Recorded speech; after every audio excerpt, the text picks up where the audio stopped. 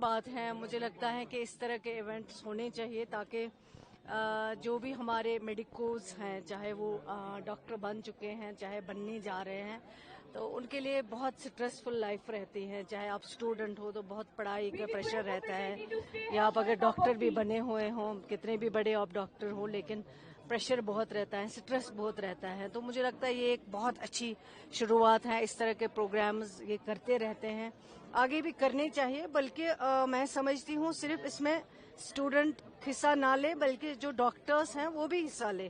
اور ایک بہت اچھی بات ہے، ان کو بھی ٹائم نکالنا چاہیے، ان ایکٹیویٹیز میں حصہ لینا چاہیے.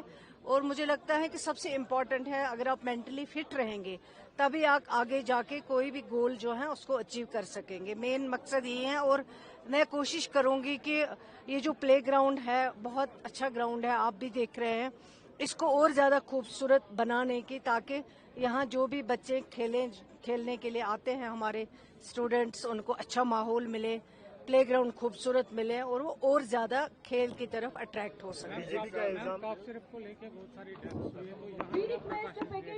ہم نے آلریڈی اس میں انسٹرکشنز دیے ہیں کہ اس طرح کے جو ہیں کاف سرپ ان کو یوز نہیں کرنا چاہیے، تاکہ نقصان نہ ہو کوئی، تاکہ آگے جو ہے اس طرح کی سچویشن نہ دیکھنے کو ملے گی جو کہیں اور ملے ہیں. ایک سال پورا ہونے کو آیا حکومت کو، لیکن بی جے پی جو ہے بول رہی ہے کہ ہر چیز پہ ناکام ہو گئی، اور ایسا لگ رہا ہے بی جے پی اب جو بائی الیکشنز ہے ایک ایجنڈا بنائے گی اسی چیز کو لے کے.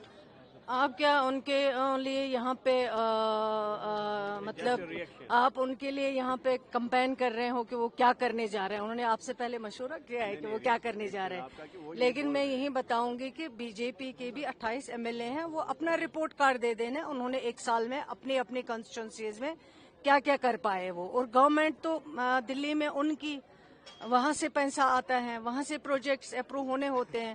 اگر کہیں پہ بھی کوئی ڈیلیز ہوئے ہیں وہ ان کی وجہ سے ہوئے، ہماری وجہ سے تو کوئی ڈیلے نہیں ہوا ہے.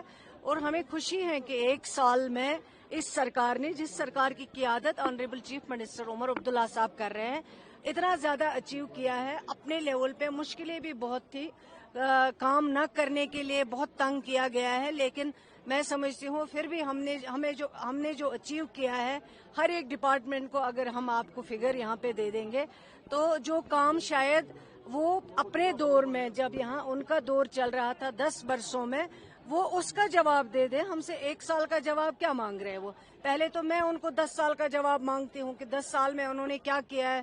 10 سال میں ہمارا سب کچھ ختم کیا ہے، ہماری آئیڈینٹی ختم کی ہے، ہماری شناخت ختم کی ہے. ہمارا جموں کشمیر جو ایک بہت پرانی ریاست تھی، اس کو توڑ پھوڑ کیا گیا ہے.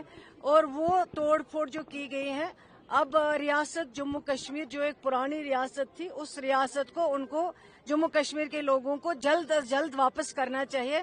اور ہم امید کرتے ہیں آنریبل سپریم کورٹ میں جب بھی اب فیصلہ ہو، وہ جموں کشمیر کے لوگوں کے حق میں فیصلہ ہو. شکریہ.